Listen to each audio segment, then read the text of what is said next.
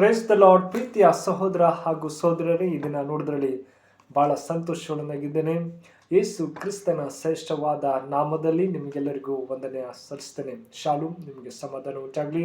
ಪ್ರೀತಿಯ ಮಕ್ಕಳೇ, ಕಳೆದ ವಾರ ಅದ್ಭುತವಾಗಿ ಕಾದು ಕಾಪಾಡಿ ಈ ನೂತನ ದಿನ ನೋಡುವಂತೆ ಕೃಪೆ ಮಾಡಕ್ಕಾಗಿ ತಂದೆ ದೇವ್ರ ನಾಮಕ್ಕೆ ಸ್ತೋತ್ರ ಸಲ್ಲಿಸೋಣ.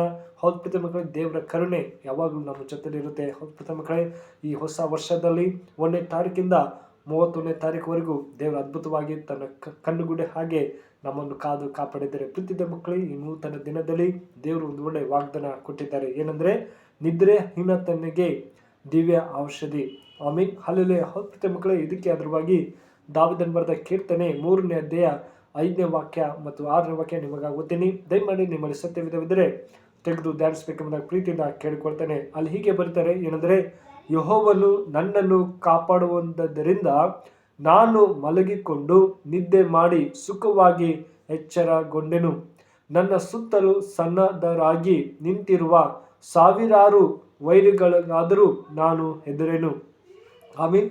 ಹೌದು ಪ್ರೀತಿಯ ಮಕ್ಕಳೇ, ಇಲ್ಲಿ ನಾವು ಯೋಚಿಸಬೇಕಾದ್ರೆ, ನಾನು ಚಿಂತೆಗಳಿಂದಾಗಿ ನಿದ್ರಾಹೀನತೆ ಕಾಡುತ್ತಿದೆ. ಆಮೀನ್. ಹೌದು ಪ್ರೀತಿಯ ಮಕ್ಕಳೇ, ನಮ್ಮ ಜೀವಿತದಲ್ಲಿ ಕೂಡ ಒಂದು ವೇಳೆ ಬಿಸ್ನೆಸ್ ಮಾಡೋರು ಇರ್ಬೋದು, ಅಥವಾ ಒಳ್ಳೆ ಕೆಲಸ ಮಾಡೋದವರು ಅಧಿಕಾರಿಗಳಾಗಿರ್ಬೋದು, ಅವ್ರಿಗೆ ನಿದ್ರೆ ಇಲ್ಲದೆ ಜೀವಿಸ್ತಾ ಇದ್ದಾರೆ. ಈ ದಿನಗಳಲ್ಲಿ ನೋಡೋದಾದ್ರೆ ಎಷ್ಟು ಉದ್ಯೋಗಗಳನ್ನು ಒತ್ತಡದಲ್ಲಿದೆ.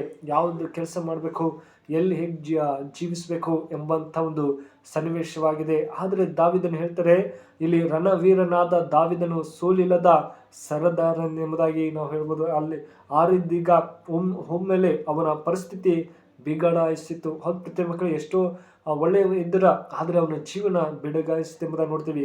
ಇಲ್ಲಿ ನೋಡೋದಾದ್ರೆ, ಅವನು ತನ್ನ ಮಗನಾದ ಅಬಿಷೋಲಮನ ಒಳಸಂಚಿತನಾಗಿ ಅರಮನೆ ಬಿಟ್ಟು ಓಡಿ ಹೋಗುತ್ತಿದ್ದಾನೆ. ಹೌದು ಪ್ರೀತಿಯ ಮಕ್ಕಳೇ, ಅವನ ದೊಡ್ಡ ಅರಮನೆ ಇತ್ತು. ಎಷ್ಟು ದೊಡ್ಡದಂದ್ರೆ ತುಂಬಾ ದೊಡ್ಡದಾಯಿತು. ಆ ಮಗನಿಂದ ಆತ ಓಡಿ ಹೋಗ್ತಾನೆ. ಅವನ ಗೌರವ ಘನತೆಗಳು ತನ್ನ ಮಗನ ನಡತೆಯಿಂದಾಗಿ ಹಾಳಾಗಿದೆ. ಈ ಪರಿಸ್ಥಿತಿಯಲ್ಲಿ ತನ್ನನ್ನು ಬೆಂಬಲಿಸಿ ಬಂದವರ ಪೋಷಣೆ ಹಾಗೂ ಪ್ರಾಣ ಸಂರಕ್ಷಣೆ ಹೊಣೆಯು ಅವನ ಹೆಗಲಿದೆ. ಜರ್ಜರಿ ತೊಡಗುವುದು ಅವನ ಮಾನಸಿಕ ಪರಿಸ್ಥಿತಿ ಊಹಿಸಲು ಅಸಾಧ್ಯ ಎಂಬುದಾಗಿ. ಹೌದು ಪ್ರೀತಿಯ ಮಕ್ಕಳೇ, ನನ್ನ ಪರಿಸ್ಥಿತಿ ಯಾರಿಗೆ ಹೇಳಿ, ಇಷ್ಟೊಂದು ದೊಡ್ಡ ಮನೆ ಇದೆ, ಎಲ್ಲವೂ ಇದೆ, ಆದರೂ ನನಗೆ ಏನು ಮಾಡಲಿ ಎಂಬುದಾಗಿ ಆತನಿಗೆ ಗೊತ್ತಾಗಿರಲಿಲ್ಲ. ಮುಂದೆ ನೋಡೋದಾದರೆ, ತನ್ನ ಕೆಟ್ಟ ಪರಿಸ್ಥಿತಿಯಲ್ಲಿ ದಾವೀದನು ದೇವರನ್ನು ಅವಲಂಬಿಸಿದನು. ಯೆಹೋವನು ಅವನನ್ನು ಕಾಪಾಡುವುದರಿಂದ ನಾನು ಮಲಗಿಕೊಂಡು ನಿದ್ದೆ ಮಾಡಿ ಸುಖವಾಗಿ ಎಚ್ಚರಗೊಂಡೆನು. ನನ್ನ ಸುತ್ತಲೂ ನನ್ನ ಸನ್ನದ್ಧರಾಗಿ ನಿಂತಿರುವ ಸಾವಿರಾರು ವೈರಿಗಳಾದರೂ ನಾನು ಹೆದರೆನೆಂಬುದಾಗಿ 5ನೇ ವಚನ 6ನೇ ವಚನ ಹೇಳ್ತದೆ. ಮತ್ತೆ ರಕ್ಷಣೆಯು ಯೆಹೋವನಿಂದಲೇ ಉಂಟಾಗುವುದು. ಹೌದು ಪ್ರೀತಿಯ ಮಕ್ಕಳೇ, ದೇವರು ನಮ್ಮ ಸಂಗಡ ಇರುವಾಗ ನಾವು ರಕ್ಷಣೆಯಿಂದಲೇ ಉಂಟಾಗುವುದು, ದೇವ್ರ ರಕ್ಷಣೆಯಿಂದಲೇ ಉಂಟಾಗುವುದು ಎನ್ನುವ ಭರವಸೆಯ ಮಾತುಗಳಿಂದ ಕೀರ್ತನೆ 3ನೇ ಅಧ್ಯಾಯ ನೋಡ್ತೇವೆ. ಹೌದು ಪ್ರೀತಿಯ ಮಕ್ಕಳೇ, ಆತ ಎಷ್ಟೋ ಐಶ್ವರ್ಯವಂತ ಇದ್ದ. ದೇವರು ಆತ ಎಷ್ಟೇ ಪಾಪ ಇದರಿದ್ರು ಕೂಡ ಆತನಿಗೆ ನಿದ್ರೆ ಮಾಡುವಾಗ ಹೆದರಿಕೆ ಆಗದೆ, ದೇವ್ರು ನನ್ನ ಸಂಗಡ ಇದ್ದರೆ ನಾನು ಸೈನ್ಯಗಳಿಗೆ ಯಾವುದಕ್ಕೂ ಭಯಪಡಲ್ಲ ಎಂಬುದಾಗಿ ದಾವೀದನು ಹೇಳ್ತಾರೆ. ಅದೇ ತರ ಮುಂದೆ ನೋಡಿದಾದ ಪ್ರೀತಿಯ ಮಕ್ಕಳೇ, ಕೀರ್ತನೆಗಳು 4ನೇ ಅಧ್ಯಾಯ ಅಸ್ತಮಾನ ಗೀತೆ, ಅಂದರೆ ಇಂದು ದಾವೀದನು ಹಾಸಿಗೆಗೆ ಹೋಗುವಾಗ ಮಾಡಿಕೊಳ್ಳುವ ಪ್ರಾರ್ಥನೆ. ನಾನು ಆತನಿಗೆ ಮೊರೆಯಿಡುವಾಗಲ ಆತನು ಕೇಳುತ್ತಾನೆ. ಆಮೇನ್. ಹೌದು ಪ್ರೀತಿಯ ಮಕ್ಕಳೇ, ಯಾವಾಗಲೂ ದಾವೀದನ ಪ್ರಾರ್ಥನೆಯಲ್ಲಿ ಮತ್ತೆ ಆರಾಧನೆ ಯಾವಾಗಲೂ ಹಾಡುತ್ತಾ ಇದ್ದಾರೆ. ಅದೇ ತರ ನಮ್ಮ ಜೀವಿತದಲ್ಲಿ ಕೂಡ ನಾವು ಮಲಗುವ ಮುಂಚೆ, ದೇವರೇ, ನಾನು ನಿನ್ನನ್ನು ಪ್ರಾರ್ಥಿಸ್ತೇನೆ, ನನ್ನೆಲ್ಲ ಕೊರತೆ ನೀಗಿಸು, ನನಗೆ ಭಯ ಆಗದಂಥ ಸ್ಥಿತಿಯಲ್ಲಿದೆ, ನನ್ನಲ್ಲಿ ಉದ್ಯೋಗ ಇಲ್ಲದ್ರೆ ನನಗೆ ಕೆಲಸ ಕೊಡ ಎಂಬುದಾಗಿ ಹೇಳುವಾಗ ನಿಶ್ಚಯವಾಗಿ ದೇವರ ಉದ್ಯೋಗ ಕೊಡೋರಾಗಿದ್ದಾರೆ.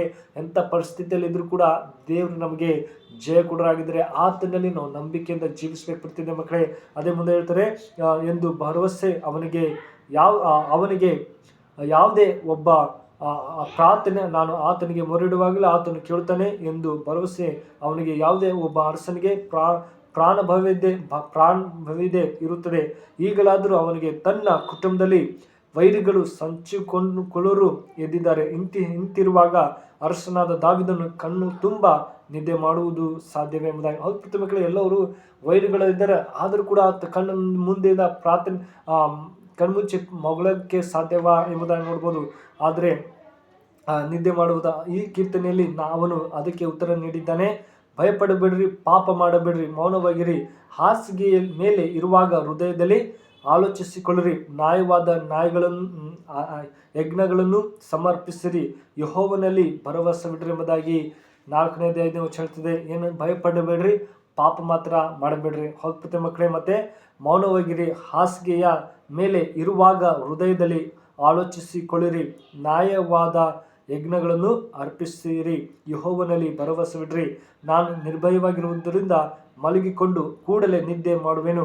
ಇಂದಿನಿಂದ ಶಾಸ್ತ್ರಜ್ಞರು ಇದೇ ರೀತಿ ಸಮಾಲೋಚನೆ ನೀಡುವುದನ್ನು ನೀವು ಕೇಳಿರ್ಬೋದು ಎಂಬುದನ್ನು ನೋಡ್ತೀವಿ. ಹೌದು ಮಕ್ಕಳೇ, ನಾವು ದೇವರಲ್ಲಿ ಭಯ ಇರುವಾಗ ನಮಗೆ ಒಳ್ಳೆಯ ನಿದ್ರೆ ಬರುತ್ತೆ. ನಾವು ಕೆಟ್ಟದಾಗಿ ಯೋಚನೆ ಮಾಡದೆ, ದೇವರೇ ನಿನ್ನಲ್ಲಿ ಭರವಸೆಯಿಂದ ನಾನು ಜೀವಿಸ್ತೀನಿ, ನೀನು ನನಗೆ ಅದ್ಭುತ ಮಾಡ್ತೀನಿ ಎಂಬುದಾಗಿ ಹೇಳುವಾಗ ನಿಶ್ಚಯವಾಗಿ ದೇವರು ಅದ್ಭುತ ಮಾಡ್ತಾರೆ. ಪ್ರತಿ ಮಕ್ಕಳು ದೇವರು ಎಂದಿಗೂ ಕೈ ಬಿಡೋರಿಲ್ಲ. ನಮ್ಮ ಎಲ್ಲ ನಿದ್ರೆ ವಯಸ್ಸಲ್ಲಿ ಇರುವಾಗ, ಅಯ್ಯೋ ನನ್ನ ಮಗ ನನ್ನ ಮಗಳು ನಿದ್ದೆ ಮಾಡ್ತಿಲ್ಲ, ಅವಳಿಗೆ ಭಯ ಆಗ್ತದೆ, ವೈರಿಗಳು ಹಿಂಸೆ ಕೊಡ್ತಾರೆ, ಸೈತನ್ ಕಾರ್ಯದಲ್ಲಿದ್ದಾರೆ, ಅವಳಿಗೆ ಭಯದಿಂದ ಬಿಡುಗಡೆ ಕೊಡಬೇಕು. ದೇವರ ನಾವು ಹಾಸಿಗೆ ಮುಂಚೆ, ದೇವರೇ ನಾನು ನಿನ್ನಲ್ಲಿ ಮೊರೆ ಇಡ್ತೀನಿ, ನನಗೆ ಎಲ್ಲ ವೈರಿಗಳಿಂದ ಬಿಡಿಸಪ್ಪ ಅಂತ ಹೇಳುವಾಗ ನಿಶ್ಚಯವಾಗಿ ದೇವರು ಬಿಡಿಸ್ತಾರೆ. ಪ್ರೀತಿಯ ಮಕ್ಕಳೇ, ಈ ವಾಕ್ಯ ನಿಮ್ಮ ಜೀವಿತದಲ್ಲಿ ಆಶೀರ್ವದಿಸಿ ಕಾಪಾಡಿ. ಪ್ರೀತಿಯ ಮಕ್ಕಳೇ, ಈ ವಿಡಿಯೋ ಇಷ್ಟವಾದರೆ ದಯಮಾಡಿ ಲೈಕ್ ಕೊಡಿ ಮತ್ತು ಸಬ್ಸ್ಕ್ರೈಬ್ ಮಾಡಿ, ಇತರಿಗೆ ಶೇರ್ ಮಾಡಬೇಕೆಂಬುದಾಗಿ ಪ್ರೀತಿಯಿಂದ ಕೇಳಿಕೊಳ್ತೇನೆ. ಪ್ರಾರ್ಥನೆ ಮಾಡೋಣ. ಕಣ್ಮುಚ್ಚಿಕೊಂಡು ಪ್ರಾರ್ಥಿಸೋಣ. ದೇವರೇ, ಪರಿಶುದ್ಧನೇ ದೇವರೇ, ಒಳ್ಳೆಯ ಸಮಯಕ್ಕಾಗಿ ಸ್ತೋತ್ರ.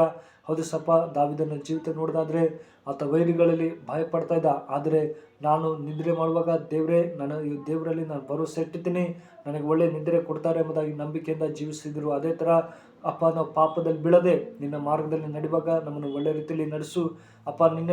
ನಿನ್ನಲ್ಲಿ ಮೊರೆ ಇಡುವಾಗ ನಮಗೆ ಒಳ್ಳೆಯ ನಿದ್ರೆ ಕೊಡು. ಎಷ್ಟೋ ಜನಕ್ಕೆ ನಿದ್ರೆ ಇಲ್ಲದೆ ಜೀವಿಸ್ತಿದ್ರೆ ಅಂಥ ಮಕ್ಕಳಿಗೆ ಒಳ್ಳೆಯ ನಿದ್ರೆ ಕೊಡು, ಅವರನ್ನು ಕಾಪಾಡಿ ನಡೆಸು. ಪ್ರತಿಯೊಂದು ಸಮಸ್ಯೆನ ಬಿಡುಗಡೆ ಕೊಡ್ರಪ್ಪ ಅಂತ ಪ್ರಾರ್ಥಿಸಿದರೆ ಕರುಣಾಮಯನೇ, ಈ ಪ್ರಾರ್ಥನೆ ಕೀಳಕ್ಕಾಗಿ ಸ್ತೋತ್ರ. ಯೇಸು ನಾಮದಲ್ಲಿ ಬಿಡ್ತೇನೆ ಜುಡು ತಂದೆ, amen. May God bless you.